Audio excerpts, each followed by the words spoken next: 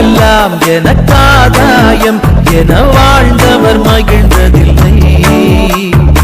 ஆன்மாவே எனக்காதாயம் என வாழ்ந்தால் கவலை இல்லை.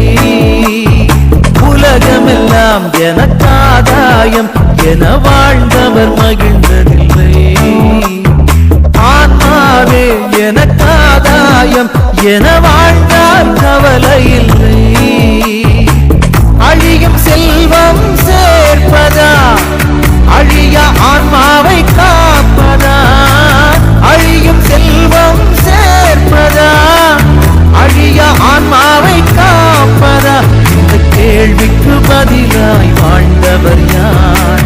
அவரே புனித சவேரியார். உலகமெல்லாம் எனக்காதாயம் என வாழ்ந்தவர் மகிழ்ந்ததில்லை.